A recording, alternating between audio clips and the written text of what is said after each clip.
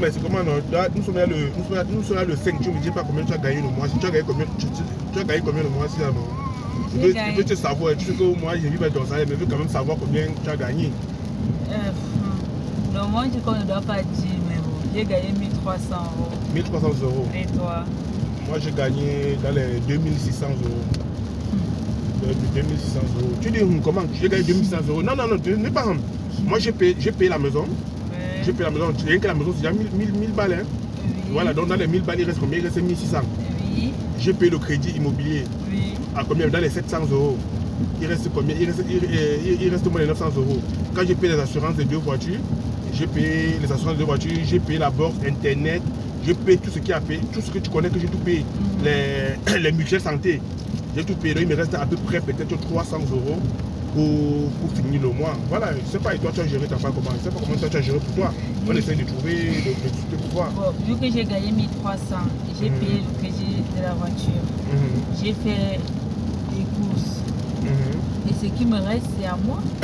Bah non, ce qui te reste, c'est quand même plus beaucoup que pour moi. Parce que moi, présentement, avec tout ce que j'ai eu à payer, il me reste 300. Sachant bien que même le crédit immobilier qui est payé, ce que ça produit, c'est pour nous. Quand on va à la vacance, on va aussi vivre de ça. On va vivre là-bas pour nos vacances.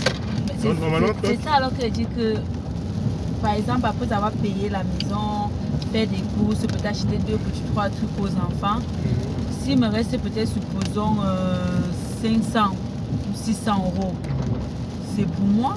Non, oui, je ne sais pas comment. C'est pour finir le mois avec, mais c'est pour moi, j'ai personnel, c'est mon agent personnel.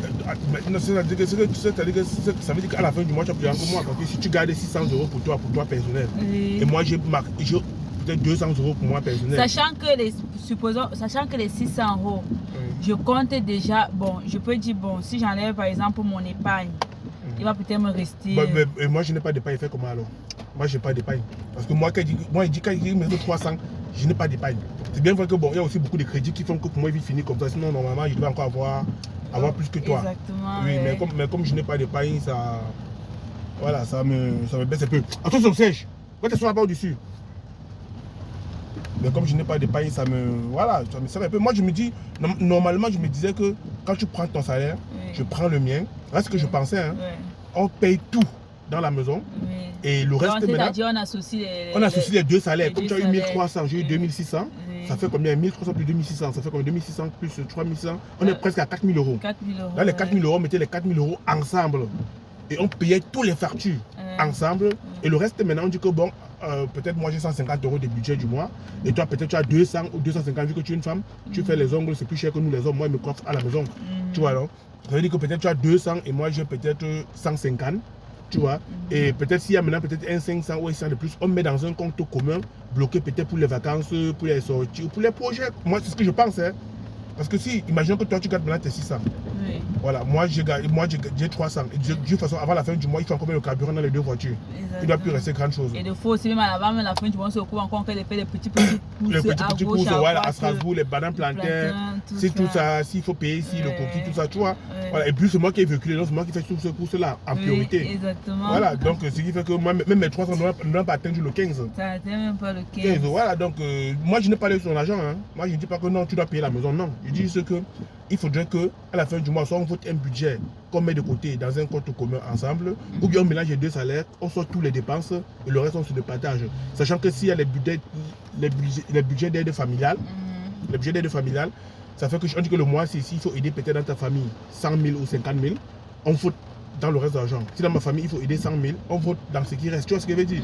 Voilà, mais qu'on essaie de jongler comme ça pour que chacun puisse avoir son équilibre. Parce que moi, je me rends compte que peut-être, si en 6 mois, je n'ai pas d'économie, mais si toi, tu continues dans cette lancée, toi, tu aurais d'économie et c'est moi qui fais le meilleur pédant. Ça, c'est ce que je pense. Hein. Comment ça, tu seras le meilleur pédant? Mais imagine que tu mets peut-être 250 de pain tous les fins de mois. Au bout de 4 mois, tu as 1000 euros dans ton compte. Moi, si moi, je ne fais pas ça, au bout de 4 mois, j'ai combien? Moi, je n'ai 0.